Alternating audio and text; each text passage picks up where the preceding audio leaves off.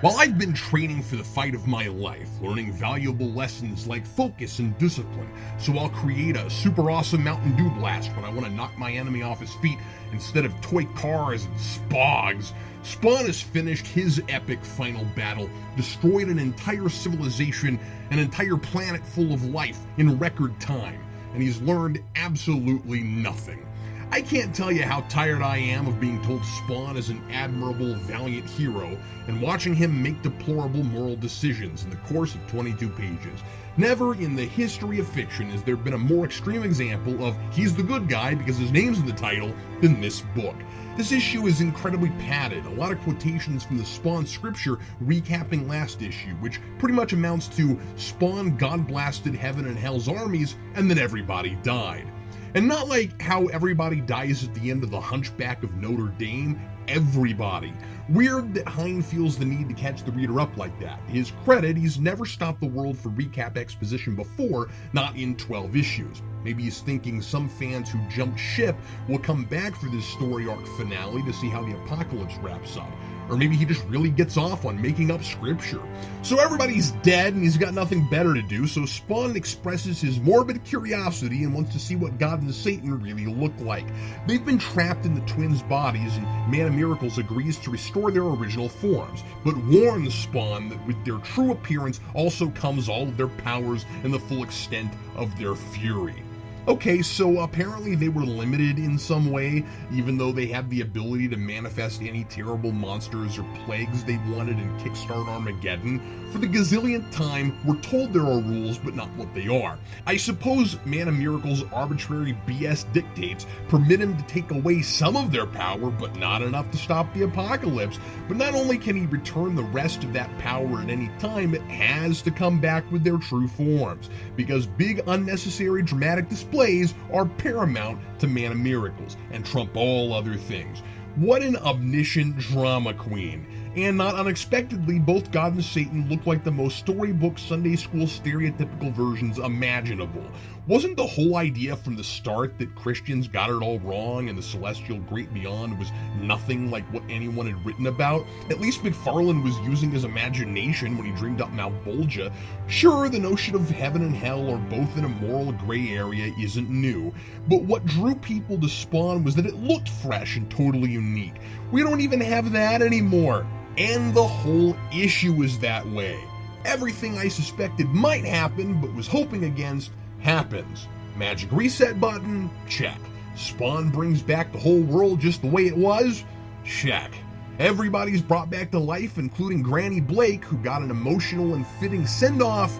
Check. So Spawn is a full-fledged god now, and Man of Miracles tells him the world is his to rule and manipulate as he sees fit.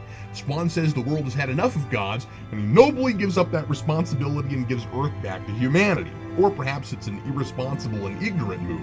After all, everyone for some reason gets to keep their memories of the apocalypse, and perhaps it's wrong of Spawn not to guide them for a while. I don't know. The issue plays it like it's noble. And Spawn cuts the world off from heaven and hell, but has no plan for where souls go when they die, which is certainly ignorant and irresponsible. But despite all of Man of Miracles' ramblings about how Spawn has earned his godhood with his great sacrifice, Man of Miracles pointlessly set him up for it like it taught him something. Spawn is still the selfish, lovesick jerk-face he's always been.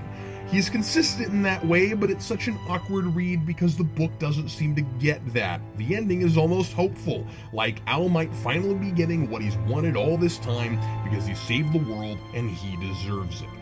So after putting the Earth back the way it was, try to guess what Spawn does next. Just guess. He renounces his godhood and has Man of Miracles restore him to mortal Al Simmons. At least I think that's what happens. And he tries again to go back to Wanda and get his old life back. Our great hero decides Wanda still loves him, will leave Terry for him, and that Cyan practically sees him as her father anyway, so he can make it work. Spawn did what he did for himself, and no one else. And what's worse, Man of Miracles handed it all to him on a silver platter and patted him on the back just for showing up.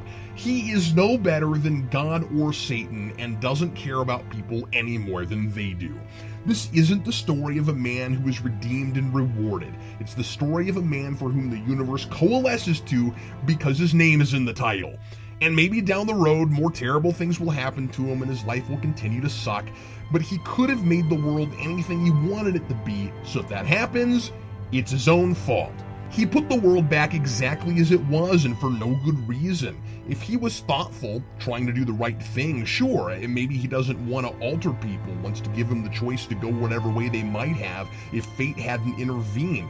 Doesn't want to control people like he felt controlled by Malbolgia. We're given no rationale. So I can't help but think if Spawn's gonna do the self-serving thing, at least do it the smart and creative way.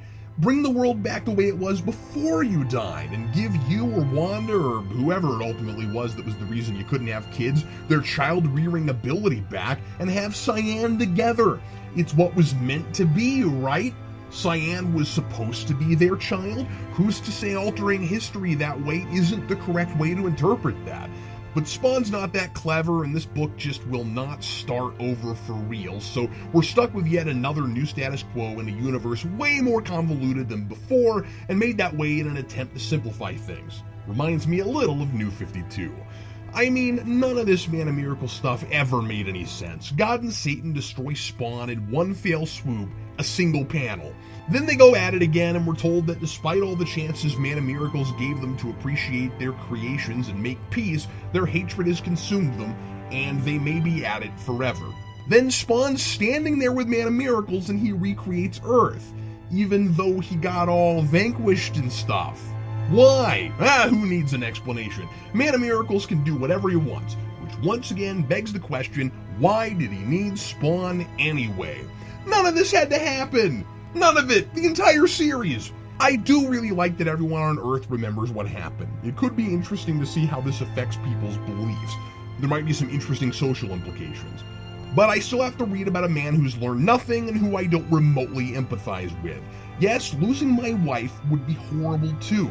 And yes, it's possible I might come home and she's moved on. And yes, Terry is the most oblivious and short-sighted doofus I've ever seen, and Wanda may not be happy. But were it me, and I may have to face that same situation someday, I would care enough about my wife to let her choose. Because unlike Spawn, I love my wife, not the idea of being in love with my wife. And I'm going to keep fighting to get home, even if the world turns out not to be what I want it to be. Spawn rebuilt the world because it was easy. What I'm doing is hard, and that's why I'm sure it's the right thing. Signed, Captain Spawn.